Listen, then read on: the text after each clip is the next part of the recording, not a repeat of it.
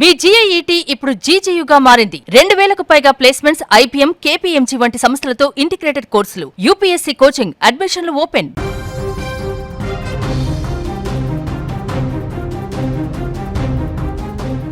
ఏపీలోని విద్యార్థుల తల్లులకు కూటమి ప్రభుత్వం అత్యంత అదిరిపోయే తీపి కబురు అందించింది.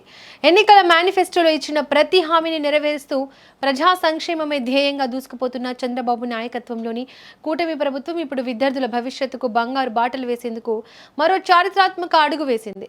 ఎంతో ప్రతిష్టాత్మకంగా చేపట్టిన తల్లికి వందనం పథకం నిధుల విడుదలకు ఎట్టకేలకు ముహూర్తం ఖరారైంది. లబ్ధిదారులైన తల్లుల ఖాతాల్లో డబ్బులు ఎప్పుడు జమ కాబోతున్నాయి? ఈసారి ప్రభుత్వం తీసుకొచ్చిన ఆ సంచలన మార్పు ఏంటి? మీ ఖాతాలోకి డబ్బులు రావాలంటే జూలై 10 లోపు మీరు చేయాల్సిన అత్యంత ముఖ్యమైన పని ఏంటో ఈ వీడియోలో తెలుసుకుందాం.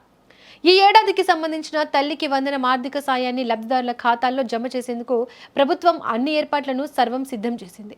రాబోయే జూలై 10న ఈ పథకం డబ్బులను నేరుగా తల్లుల బ్యాంకు ఖాతాల్లో బటన్ నొక్కి జమ చేయనున్నట్లు అధికారులు అధికారికంగా ప్రకటించారు. అయితే ఈసారి కూటమి ప్రభుత్వం ఈ పథకంలో ఒక విప్లవాత్మక మార్పును తీసుకొచ్చింది. గతంలో ఈ పథకం ఇంట్లో కేవలం ఒకే ఒక్క బిడ్డకు మాత్రమే పరిమితమై ఉండేది. ఇంట్లో 2-3 పిల్లలు ఉన్నా ఒకరికే లబ్ధి చేకూరేది. కానీ ప్రస్తుత కూటమి ప్రభుత్వం ఇచ్చిన మాట ప్రకారం ఇంట్లో ఎంతమంది పిల్లలు చదువుకుంటున్నా వారందరికీ ఈ తల్లికి వందనం పథకాన్ని వర్తింపచేయాలని సంచలన నిర్ణయం తీసుకుంది. చదువుకునే పిల్లలున్న ప్రతి పేద కుటుంబానికి ఈ నిర్ణయం చాలా పెద్ద ఊరటనివ్వబోతోంది. ఈ పథకం ఆర్థిక సహాయం ఎలా అందుతుందో ఇప్పుడు స్పష్టంగా చూద్దాం. అర్హులైన ప్రతి విద్యార్థికి మొత్తం 15,000 కేటాయించగా అందులో 13,000 ఆర్థిక సహాయాన్ని నేరుగా తల్లి బ్యాంకు ఖాతాలో జమ చేస్తారు. మిగిలిన 2,000 ఆయా పాఠశాలల అభివృద్ధి నిధికి కేటాయించనున్నారు. తద్వారా ప్రభుత్వ పాఠశాలల్లో మౌలిక వసతులు మెరుగుపడి విద్యార్థులకు కార్పొరేట్ స్థాయి వాతావరణం లభిస్తోంది.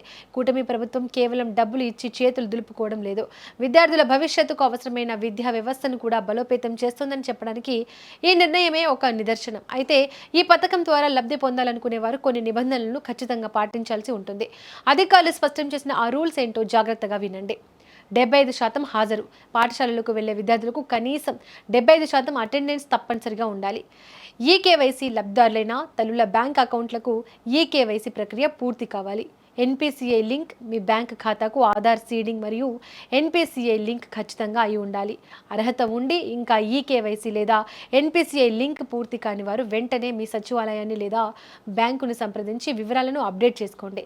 జూలై 10 లోపు ఈ ప్రక్రియను విజయవంతంగా పూర్తి చేసుకున్న వారికి మాత్రమే నిధులు సకాలంలో ఎలాంటి ఆటంకం లేకుండా జమ అవుతాయి. ఇచ్చిన మాట ప్రకారం కూటమి ప్రభుత్వం సంక్షేమ పథకాలను సమర్థవంతంగా అమలు చేస్తూ జనరంజక పాలన అందిస్తోంది. ముఖ్యంగా తల్లికి వందనం పథకాన్ని ఎంతో ప్రతిష్టాత్మకంగా తీసుకొని పేద విద్యార్థులు చదువుకు దూరం కాకూడదనే ఉద్దేశంతో ప్రతిష్టాత్మకంగా అడుగులు వేస్తోంది.